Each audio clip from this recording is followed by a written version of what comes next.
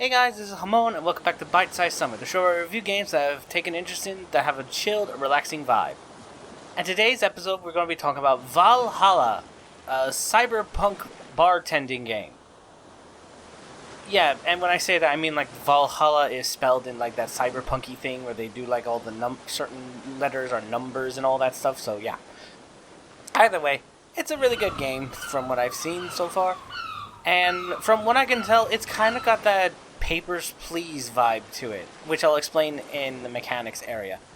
But for now, I believe the story is you are a bartender for the Midnight Bar, or Valhalla, I'm guessing. Sorry, I'll explain why I said Midnight Bar in a bit, but either way. You're basically the bartender of the said bar, and yeah, all you're doing is making drinks for customers that come in and request them.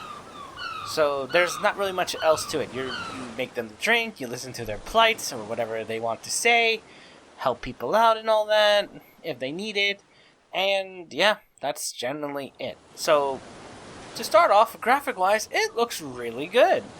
I love the design of the whole game. It's a pixel art design.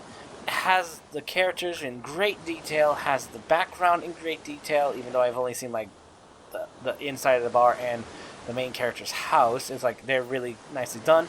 The main character's house is a very simplistic type of thing, which is nice because it kind of gives you that idea that she's trying to relax while at home, so it's not really so much stressful to make that place like super detailed or anything. Whereas at the bar, she's being serious and doing her job, so the place is going to be very detailed and such. So it's very nicely done, and I love the fact that there's sometimes little graphics things that comes up in the background that are like billboards or newscasts or whatever they feel is needed for the moment. And yeah, that's generally it. I mean, there is more to it, but I think it plays more into mechanic-wise, because in terms of mechanics, all you're really doing is taking people's orders, mixing the drinks, serving it to them, and just talking. Now, here's the way it works when I say this. The person comes in and requests a drink. Now, they can say the name of the drink, whether it is beer, or a gut punch, or a piano man, and if they do that, you can just simply look up the name of the recipe and make the drink from there. However, there are instances where they may not know the name, but they can describe the drink in a certain detail. For instance, they might say something like, "Oh, I want a drink that is sweet but cold," and also maybe something big in some cases.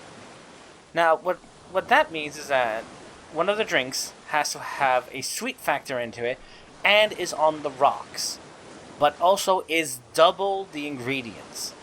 So once you figure that out, you need to get the ingredients together, throw them into the thing, do all the stuff required, and then depending on what the recipe calls for, you either mix or blend it. If you want to mix it, you just click and click. That's it. But if you want to blend it, you need to hold it until the machine starts moving faster. Once it starts moving faster, you can click it and it'll be done, because that is considered when it's blended. After that, you serve them the drink, and they just talk. And you just listen to the conversation and see how things develop from there. And this is where I'm going to say this is similar to Papers, Please, because in a way, they have that similar idea, where you're just a person doing your job, interacting with folks that are coming through your bar, in this case, listening to their plights, doing what your job entails you to do, and eventually they leave, and you get paid for it. Simple as that.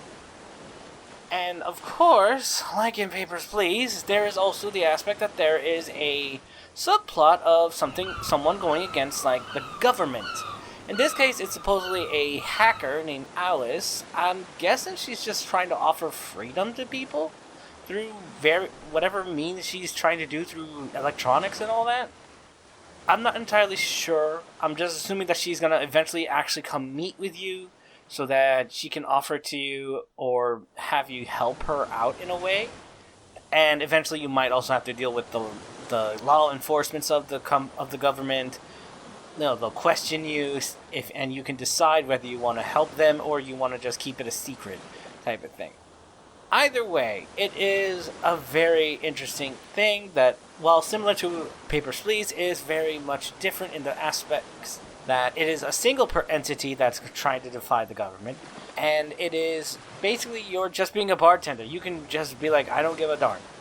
Because I feel like bars are neutral ground for most parts. Like, most people probably would rather meet in a bar than anything, so they don't consider them one side or another. Either way, it is very interesting all around, and I would definitely recommend this game. Now, there is one thing I need to mention. If you play VR chat, whether on desktop or on Quest or whatever other virtual reality headset you use that allows it, there is a world based off of this game. In fact, I believe it is in fact a collaboration with the maker of this game and the one that made the world. It is called the Midnight Bar, which is why I said Midnight Bar at the first place. Because this world is essentially you go down into the bar of the game.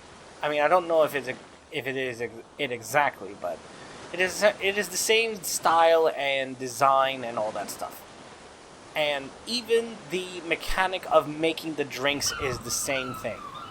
What they have for those that are customers is that you can walk in, pull up a menu with the jump button, read through it. Well, I say read, but they just show you pictures of the drinks and you order which one is which. Now, some of the drinks you are able to recognize. You can see you'll see the Piano Man, the Gut Punch, Bahama Mama, that kind of stuff. Anything that is from the game, you'll be able to see. However, there are drinks in there that are basically custom drinks. Some of them were made up by the creator of the world. Some of them were made up by people that supported the world through their Patreon or whatever. It's a brilliant way of getting people involved. It's a fun idea. People not just being able to make the drinks from the game, but also coming up with these interesting designs of drinks and all that. There's one that looks like it is a Oni mask that has a drink in it. One looks like one of those ram horn flasks type of things. One looks like a martini glass, but with a little number counter thing going up to 88 every now and then. And it is wild. Now, in both the game and the virtual reality one, I believe if you give a person enough alcohol in the drink, it could have negative consequences. In the game, it can cause problems, probably cause them to act more erratic, maybe knock out or something like that, depending on the strength of the drink. However, in the case of the virtual reality one, if you drink too much and don't take something that sobers you up right quick, you will knock out and find yourself outside of the bar, which is fun and fine. You can just go back in, no harm, no real harm done. But it's very interesting, to say the least. Now, I'm going to cap this off by saying, if you want to check it out, the game, that is, you can find it on these following platforms at the price that falls with them. If you want to check out the VRC world and you have a headset available to do so, I would definitely say check it out. With all that said, there's only one real caveat about the VRC world, I will say. Unless you make your own instance, it is highly recommended that you have to be of a certain age to check this place out. If you're going into a public world or if you're going into a group session, because they're very strict on those things. And if not, then yeah, there's a problem. There's a problem right there already. Because just like in real life, there has to be a monitor of who goes in and who gets drinks and all that. So yeah, with all that said, I want to thank you all so much for watching. I hope you enjoyed this episode of Bite-Sized Summer. If you did, please leave a like, favorite, and subscribe to the channel for more videos like this. And if you want, you can check out my Twitch, where you can see more stuff like this. Regardless, thank you so much for watching. I hope you enjoyed it, and I'll see you next time. Bye!